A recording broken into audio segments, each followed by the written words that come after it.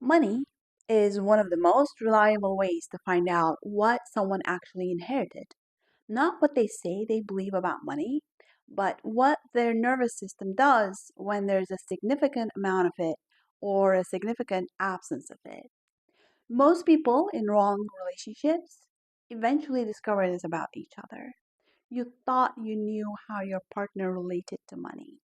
Then something happens, a windfall, a loss, a decision about savings, or spending that seems um, disproportionate in its emotional charge. And you realize you're not dealing with your partner's rational position on finances, you're dealing with their families. And you're dealing with your own families too. And the two families are having a conversation through the two of you that neither of you signed up for and neither of you fully understands. Money arguments in relationships are almost never about money. They're about what money means and what it meant to the people who came before you. That meaning was set before you were born, and it runs through everything: how much you allow yourself to earn, how you relate to security, what you do when things are genuinely abundant, what triggers a level of anxiety that the actual financial situation doesn't justify. That's the field I want to examine today. In systemic constellation work, money is treated as a field condition of the family system, not an individual psychological issue. What the family's field has established as its relationship with wealth, scarcity, earning, and loss becomes the invisible architecture each member of the system moves inside. Not through belief, not through habit in the conventional sense, but through the field logic we looked at in episodes 3 and 7. What the system established is what the current member recreates until the field condition, or what we call the entanglement itself, is seen and acknowledged. Dr. Bert Hellinger's second order, balance between giving and receiving, is particularly visible in money dynamics. Every family system has an established balance point, a level of wealth at which the system feels balanced, not comfortable necessarily. The system's balance point can be in scarcity, in debt, in a specific pattern of earning and losing. Whatever it is, the system pulls toward it. Members who move significantly above it tend to feel the pull back through guilt, through patterns of self sabotage, through the specific discomfort of having more than the family system's established order allows. The most inherited money pattern is the loyalty ceiling we talked about in episode 7. A parent who hit a specific financial threshold and either couldn't get past it or lost everything at that point. A grandparent whose relationship with money was defined by a specific historical event: dispossession, migration, war, a natural disaster, the sudden loss of what was built. These events don't stay in the past. They establish the field's relationship with money, and the current generation inherits that relationship as the emotional and behavioral default, often without knowing it even exists because it feels like their own psychology rather than an inherited field condition. Here is what inherited money dynamics look like across different family field patterns. First of all, the scarcity field. A family whose survival required chronic vigilance about resources, migration, poverty, war, economic instability across multiple generations. The current member is materially secure. Objectively, there is enough, but the nervous system runs a permanent scarcity scan. Every financial decision carries a disproportionate charge. Money never feels safe, regardless of how much there is, because the field is calibrated to a reality that existed 2 or 3 generations ago and was never updated. The other one is the guilt ceiling, a family in which wealth was associated with harm, exploitation, corruption, a specific moral compromise that was made to accumulate what was accumulated.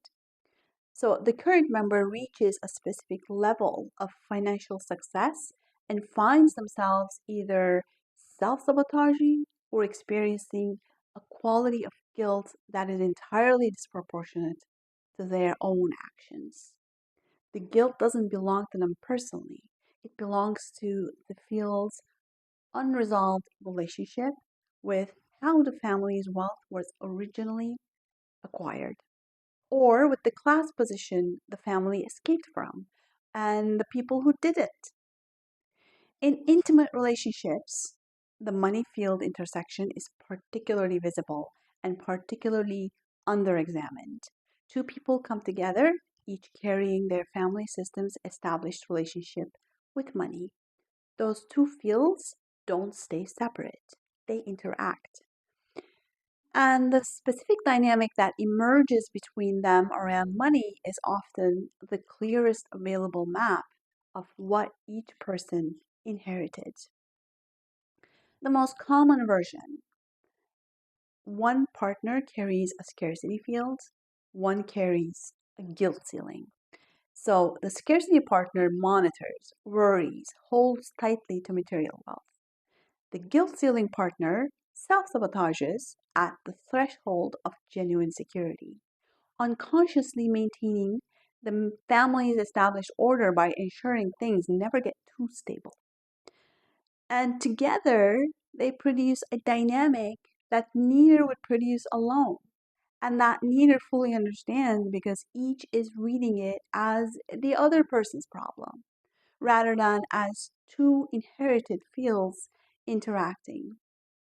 When both fields are seen, when each person can trace their own pattern back to where it actually came from rather than attributing it to the other person's character flaw, the dynamic stops being a relationship problem and starts being a field problem.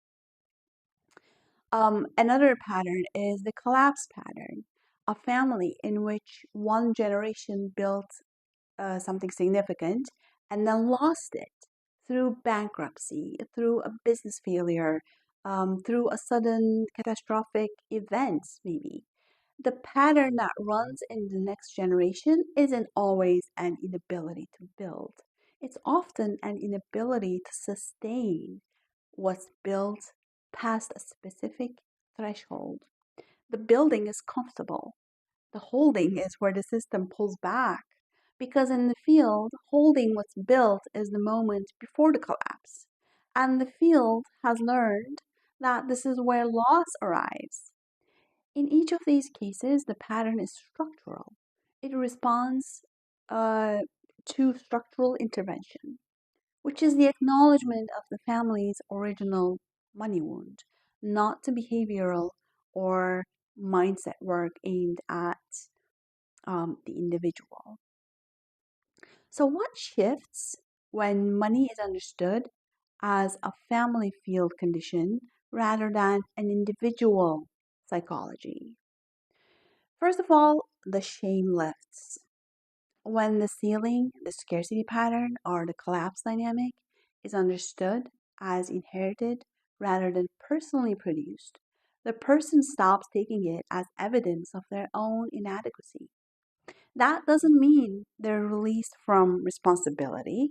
The work of changing the field condition is still theirs to do, but the quality of self judgment that comes with a pattern you believe is your own failing is significantly different from the quality of understanding that's possible when you understand the pattern as something you inherited. The first shuts down inquiry, the second opens it. Next one is the right level of intervention becomes clear. Behavioral change, which is earning more, spending differently, saving more, investing more strategically, addresses only the surface. It can produce real change when the underlying field condition is relatively mild. But when the pattern is deeply embedded in the family field, when the ceiling or the collapse or the scarcity response traces back 2 or 3 generations, behavioral intervention is necessary but not always sufficient by itself. The field work has to happen alongside it, acknowledging the ancestor whose financial fate established the said field condition, giving the lost wealth or the guilty wealth or the collapsed wealth its proper place in the family story, saying with real attention, I see what happened here. I see what was lost, or what was compromised, or what the family carried. It belongs to you. I take what's mine and I build differently. Thirdly, and this is probably the most practically significant, when the family's money field is seen and acknowledged, the person's own relationship with money becomes available for the first time. It's not inherited, but it's truly theirs, built on an honest account of what they actually value, what they actually need, what they want to build, and why. That relationship with money, one that comes from the person's own intelligence rather than from the system's established order, tends to be more accurate and more sustainable than anything built on top of an unacknowledged field condition. So, in summary, most people are managing their family's relationship with money, not developing their own. And those are two different problems. You can't develop your own relationship with money until you acknowledge family system's relationship with money. I'll see you next time.